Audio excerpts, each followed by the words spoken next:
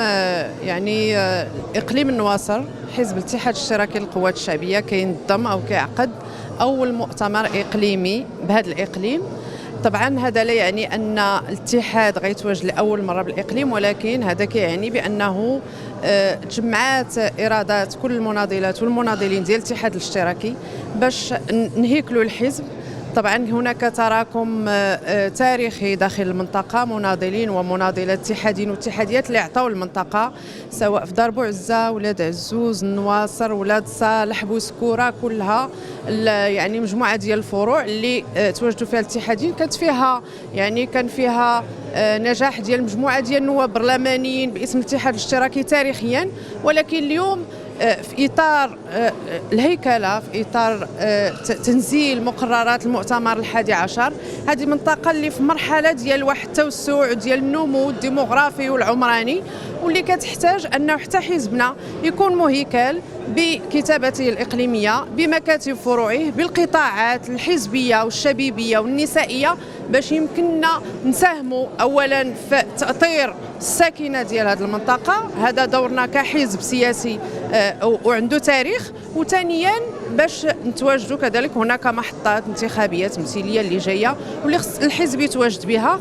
كنعرفوا رهانات كثيرة في هذه المنطقة واللي كتحتاج أن الاتحاديين والاتحاديات يتواجدوا بها. في هذا الإطار كيجي اليوم العقد ديال المؤتمر الإقليمي الأول، طبعا اللي حاضرين فيه مجموعة ديال الفعاليات، المناضلين والمناضلات مختلف الأقاليم الحزبية سواء الدار البيضاء وخارج الدار البيضاء. يعني كنتمنى النجاح الأشغال هذا المؤتمر. طبعا غيوصل في بضع دقائق الأخ الكاتب الأول للحزب لإلقاء كلمته التوجيهية السياسية في منطقة تحتاج أكثر اليوم النهضة فيما يخص العمل السياسي وفيما يخص الأوضاع الاجتماعية الساكنة.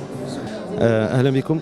محطة تنظيمية، هذه أول محطة تنظيمية وأول مؤتمر إقليمي كينظمو إقليم النواصر تحت شعار التنمية المستدامة من أجل تحقيق عدالة اجتماعية كما ينص عليها النموذج التنموي الجديد واتجاهات صاحب الجلالة محمد السادس.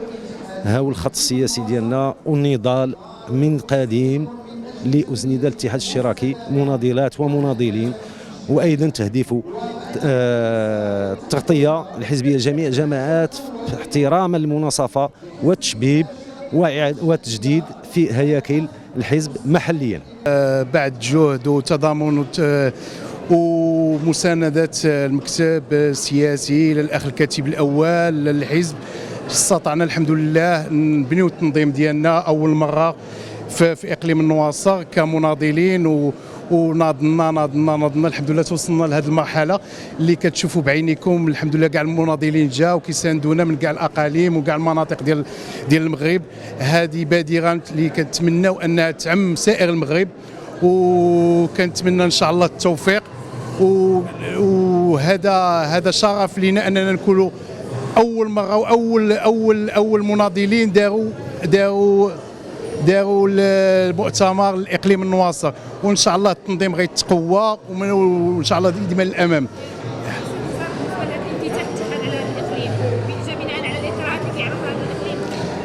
والاقليم هذه تحديات اللي كياخذها الحزب من منذ زمان. الاقليم عنده بزاف ديال المؤهلات، ولكن للاسف ان الناس اللي دازوا من الاقليم ما عطاوش اهميه كبيره. وكنتمناو اننا شفنا فيه بزاف ديال الطاقات وبزاف ديال الناس اللي باغيين يشتغلوا وباغيين يوصلوا. والاقليم ماشي صغير، لان الاقليم كيتوفر على 5 الجامعات، وباش تجمع هاد 5 الجامعات كان صعيب صعيب صعيب.